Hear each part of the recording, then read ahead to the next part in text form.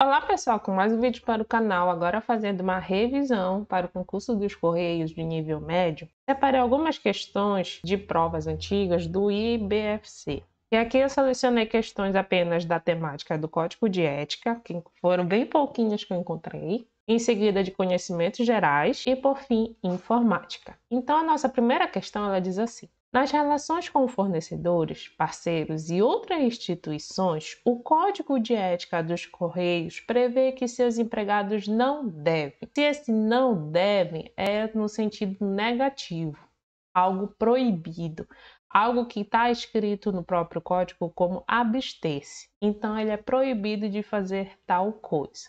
Então, bora procurar aqui nas questões, nas alternativas, o que ele não deve fazer. Letra A. Fazer o uso de informações privilegiadas, obtidas no âmbito da empresa em benefício próprio ou de terceiros. Sim, isso é algo negativo, proibido, onde isso está bem errado do ponto de vista do empregado, que ele não pode se aproveitar disso, até porque essa temática aqui, ela é até indicada em outras leis, por exemplo, a lei de improbidade administrativa. Então, já nossa primeira questão aqui é a letra A, alternativa correta. Enquanto as outras aqui, alternativas, ela diz assim, letra B, fazer críticas e sugestões particularizadas, ou seja, isso é algo positivo. Letra C, agir com precisão e rapidez. Lógico, é isso que o pessoal vai querer de um empregado. Letra D, ser transparente em suas ações. E vocês percebem que está bem ligado, todas as alternativas aqui, como se isso fosse um dever. E por fim, letra E, respeitar os direitos de todos, justamente. E olhando lá no nosso código de ética, a gente identifica essas alternativas no capítulo 8, que está escrito como compromissos com os clientes. A segunda questão aqui, ela diz, segundo o Código de Ética dos Correios, seus empregados e colaboradores devem contribuir para que haja um ambiente seguro e saudável. E assim deverão exercer suas tarefas com. Então, ele tem que exercer algo positivo para que mantenha esse ambiente de que forma? Seguro e saudável. Então, letra A, cortesia e lealdade? Sim. Letra B, dedicação e honestidade? Sim. Letra C, espírito de justiça? Totalmente. Letra D, cooperação e responsabilidade? Sim. Logo, a gente verifica que todas as alternativas anteriores completam o enunciado.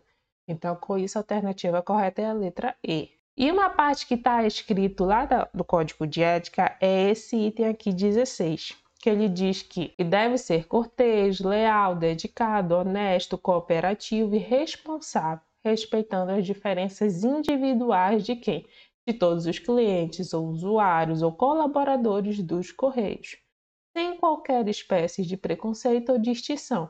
De quê? De raça, sexo, nacionalidade, cor, idade, religião, cunho político e posição social. Então, a nossa próxima questão já é dessa temática de conhecimentos gerais. A questão ela diz assim: abrange áreas do Uruguai, da Argentina, do Paraguai e do Brasil. O seu reconhecimento como bioma na classificação do IBGE é recente, pois somente em 2004 foi desmembrado de quem? Da Mata Atlântica. Então, esse bioma aqui, ele é caracterizado por uma vegetação composta por quê? Por gramíneas, plantas rasteiras, então são plantas baixinhas, e algumas árvores e arbustos. As formações florestais também existem, mas não são dominantes. E o cultivo de soja é uma das maiores causas de impactos ambientais atuais. Assinale a alternativa correspondente ao bioma citado no texto. Então, o bioma aqui tem essa característica de gramínea, plantas rasteiras, algumas árvores e arbustos. Quando a gente fala nesses pontos, a gente tem que lembrar do bioma Pampa, onde ele fica nessa região sul do Brasil. Então, eu trouxe algumas informações desses outros biomas só para a gente lembrar um pouco deles. Então, por exemplo, o primeiro seria a Amazônia, que fica aqui nessa região norte, pegando um pouquinho do Tocantins.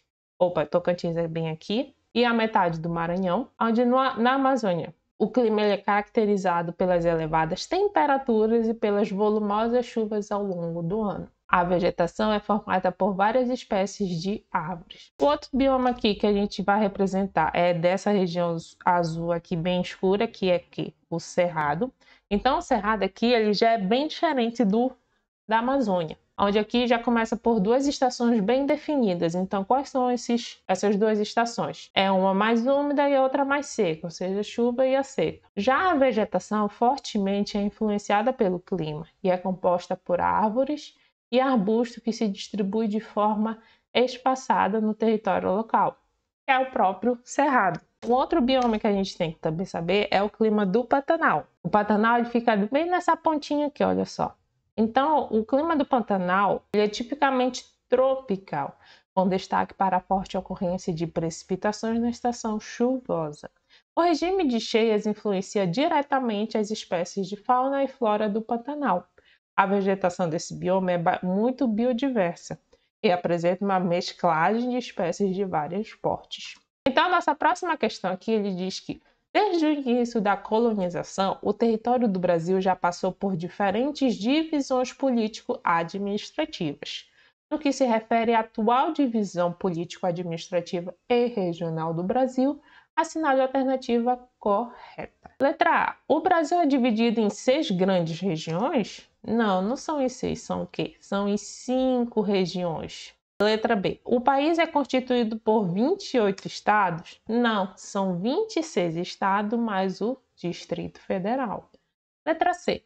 A sede do governo federal está localizada no Distrito Federal? Justamente é essa a alternativa correta. Letra D. 645 é o número total de municípios do Brasil. 645 é até de estranhar, né?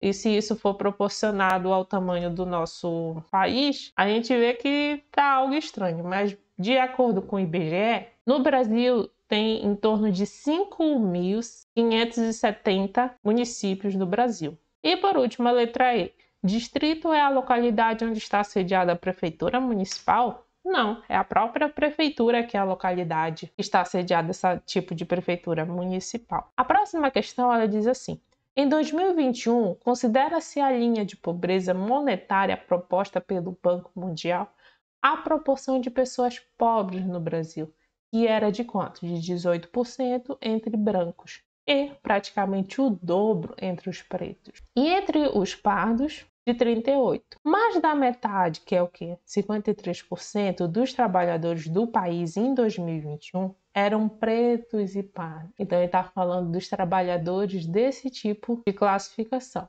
Mas esses grupos somados ocupavam apenas 29% dos cargos gerenciais. Então, a gente começa a perceber que uma certa desigualdade nesse ramo do trabalho. Mas no que está levando em consideração a isso, seria aquela cor, a raça, como o pessoal chama. Então, apenas 29% ocupa desse tipo de cargos gerenciais, que são chefias, direção, assessoramento, e são apenas 29% onde estão pretos ou pardos, enquanto os brancos ocupavam 69% deles. Então, os brancos aqui tomam posse desses tipos de cargos. Assinale a alternativa que indica corretamente o problema social brasileiro representado pelos dados do IBGE. Letra A. Aumento significativo das comunidades periféricas? Não, a gente não falou nada aqui sobre as periferias. Letra B. O desemprego estrutural? Não, também a gente não encontrou informações diretamente sobre isso. Letra C. Desigualdades sociais por cor ou raça no Brasil? Sim, é isso que a gente está verificando aqui, onde há maior predominância de acordo com a cor ou a raça em certos cargos de trabalho. Então, já seria a letra C. Letra D. Elevada taxa de mortalidade infantil? Não, em nenhum momento a gente fala em crianças ou adolescentes. Letra E. Queda do produto interno bruto? Não, também a gente não falou nada. Bom, a próxima questão ela diz assim: no Brasil, por séculos, a população rural foi maior do que a urbana. Com a industrialização, ou seja, com as mudanças no dia a dia, no modo de produção, ainda mais aliados com as condições precárias de vida no campo, as pessoas saíram de onde? Do campo para onde? Para a direção às cidades. Então, eles foram do campo para a cidade. Em busca de quê? De emprego, melhorias de vida e tudo. Emprego aonde? Nas fábricas. Esse fenômeno migratório é denominado como?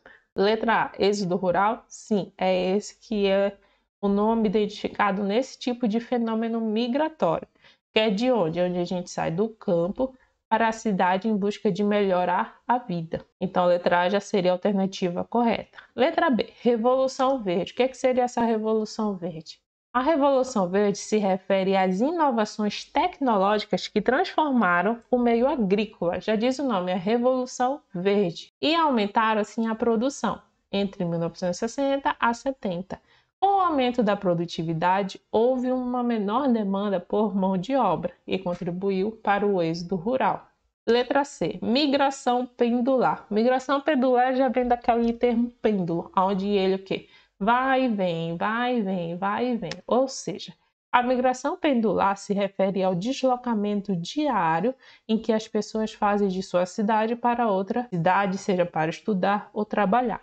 Letra D, ele diz mecanização agrícola. Mecanização agrícola consiste em técnicas com o uso de quê? De máquinas e equipamentos para o desenvolvimento agrícola, ou seja, não tem nada a ver com esse tipo de fenômeno migratório. E por fim, outro tipo de fenômeno migratório, só que migração sazonal. Sazonal vem de períodos, de temporadas. Então, a migração sazonal se refere às migrações relacionadas às estações do ano. Então, a gente conseguiu verificar, pelo menos aqui, dois tipos de fenômeno migratório: a pendular e a migração sazonal. E também a saída do campo para a cidade, que é chamada como o êxodo rural. Essa próxima questão ela está totalmente relacionada com a questão anterior, então bora continuar lendo aqui. Este tipo de migração é atualmente um dos principais fenômenos do fluxo populacional. Logo, é isso que faz determinar uma certa quantidade de pessoas, seja na cidade ou seja na zona rural. É por causa desse fluxo populacional. E sua ocorrência tem se tornado cada vez mais presente nas últimas décadas do Brasil. Regiões que tradicionalmente perdiam população de forma permanente, como o estado de Minas Gerais e a região Nordeste, apresentaram nas últimas décadas uma forte recuperação. Então, olha só, ele recuperou a quantidade da população estabelecida naqueles locais, que anteriormente saiu, ou seja, que migrou. Então, com isso, como eles estão voltando de onde saíram, então a gente consegue identificar mais ou menos que tipo é esse de migração, que é isso que ele quer saber na questão. Já que ele está retornando e é um tipo de migração, o mais coerente aqui seria qual? A letra C, a migração de retorno. Enquanto isso, a gente já viu o que seria a migração sazonal, a pendular e o êxodo rural. Já finalizando aqui o vídeo, agora as questões de informática. Sobre os correios eletrônicos, assinale a alternativa correta, correlacionado com os valores de verdadeiro ou falso.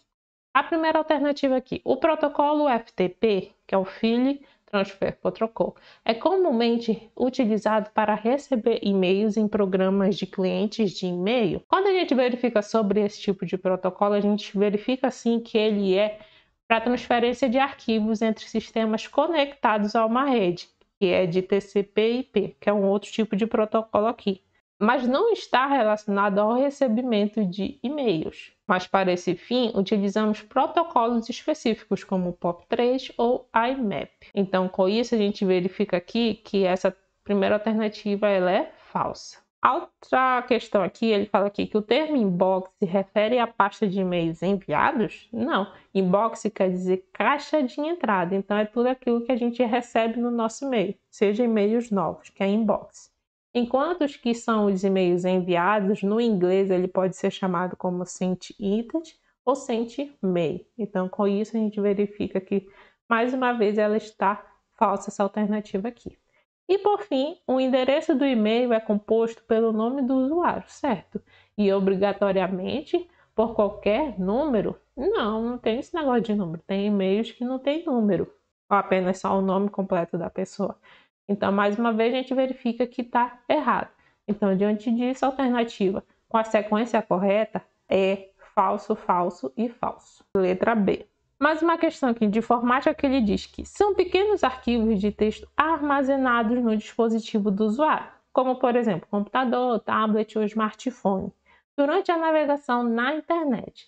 São criados pelos sites que você visita e servem para armazenar informações sobre o quê? Sobre suas interações, sobre seus gostos, sobre o que você procura no site. E normalmente quando a gente entra no site, já oferece uma sugestão de salvar aquilo, salvar suas informações, que é como salvar os cookies. Então, diante disso, a alternativa que está relacionada a isso aqui, a salvar esse tipo de informações, seria a letra B, cookies de navegação. Então, quanto à letra A, ele diz que imagens decodificadas estão relacionadas ao quê? Ao processo de renderização de imagens em uma página web. Ele já diz, ó, imagens decodificadas. A letra B, que a gente já disse que é a alternativa correta, que é essa ferramenta que salva as nossas interações com os sites. Letra C, que é o dump de atualização, que é o quê? É o termo que se refere ao conjunto de dados usados para análise ou recuperação de informações, não tendo a ver diretamente com a armazenagem de dados de navegação do usuário. Letra D, histórico de visualização. Histórico de visualização é apenas o registro das páginas da web visitada pelo usuário em ordem cronológica, mas não armazena dados específicos como interações como os cookies fazem. E por fim, configurações do usuário, já diz. É uma configuração do próprio usuário, que se refere mais o quê? Às personalizações feitas diretamente nas preferências do navegador ou conta do usuário online. E finalizando, a última questão daqui do nosso vídeo, ele fala sobre os navegadores. Então, bora analisar cada alternativa dessa e verificar qual a sequência correta de cima para baixo. Primeiro item, o navegador Google Chrome foi lançado pela primeira vez em setembro de 2008? Sim, essa daqui a gente apenas vai gravar esse período aqui de 2008. E sim, está correta. Segunda, a extensão de arquivo HTML significa Hypertext Markup Language e não está relacionada à página da web? Não, né? A extensão desse arquivo aqui, ele significa Hypertext Markup Language, assim como ele disse aqui na alternativa. E é uma linguagem de marcação padrão para a criação de quê? De páginas web. Portanto, sim, está relacionada às páginas de internet, sendo o formato principal para o conteúdo que é exibido nos navegadores. Então, a alternativa aqui está incorreta. E por último, o navegador Safari é o desenvolvido pelo Apple e é um navegador padrão nos dispositivos iOS? Sim, está correta. Então, diante disso, a gente verifica que a sequência aqui correta é verdadeiro, falso, verdadeiro. Alternativa letra C.